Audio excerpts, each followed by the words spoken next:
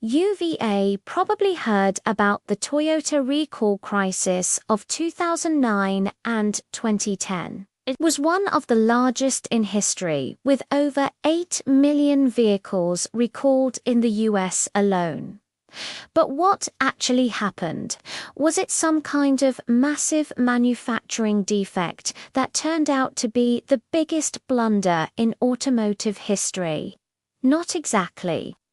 In this video, we're going to take a look at what really caused these recalls and why they had such a huge impact on the company and the automotive industry as a whole.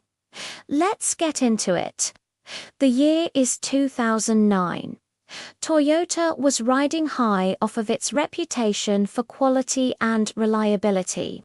In fact, they were the #1 automaker in the world by sales. Lexus, their luxury brand, was also enjoying unprecedented success.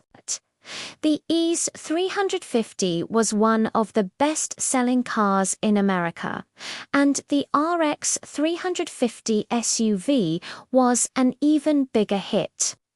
Everything seemed to be going great for the company, but behind the scenes, cracks were beginning to show. That December, a woman from California filed a complaint with the National Highway Traffic Safety Administration, or NHTSA for short.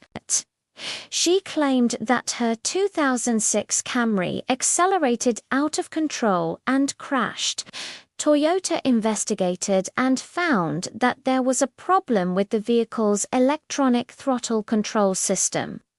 Basically, it could send commands to the engine faster than a driver could press down on the gas pedal. They recalled 427,000 vehicles and fixed the problem with an update to the software. But little did they know that this was just the tip of the iceberg. 3 months later, Toyota announced a recall of over 1 million vehicles due to a faulty accelerator pedal. The problem was that the pedals could get stuck down, causing the car to speed up uncontrollably. This is where things started to get really bad. As more and more people came forward with horror stories of their Toyotas accelerating on their own and crashing, the company's reputation began to plummet. Talk about a nightmare scenario. You buy a Toyota because you think it's reliable and safe, only to have it turn on you and cause an accident. It's like being betrayed by someone you trusted. On top of that, Toyota's attempts to fix the problem seemed to make things worse. There was one case where a mechanic installed a new floor mat to prevent the accelerator pedal from getting stuck. What he did on to realize was that the new mat was too thick and it ended up sticking the pedal down. Talk about adding insult to injury. Toyota tried everything they could to contain the damage, but it was no use.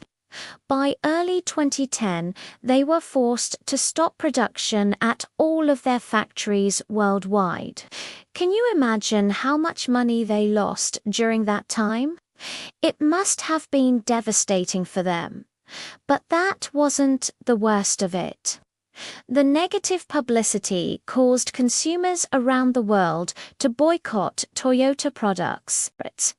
Sales plummeted and the company was sued for billions of dollars. They were also fined hundreds of millions by the government for not being forthcoming with the information.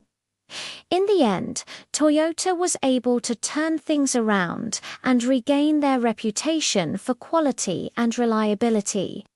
They implemented a series of measures to improve their safety standards and customer service.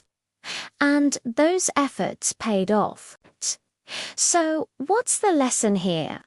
Well, it goes to show that no company is immune to mistakes. Even the most successful companies in the world can face massive setbacks due to unforeseen circumstances. But it's how they respond to those setbacks that truly defines them.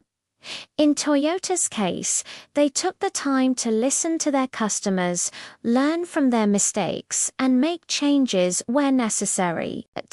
And that's something we can all admire. And hey, now you know the story behind the Toyota recall crisis of 2009 and 2010. If you enjoyed this video, please leave a thumbs up, as I always appreciate it. Thanks for watching.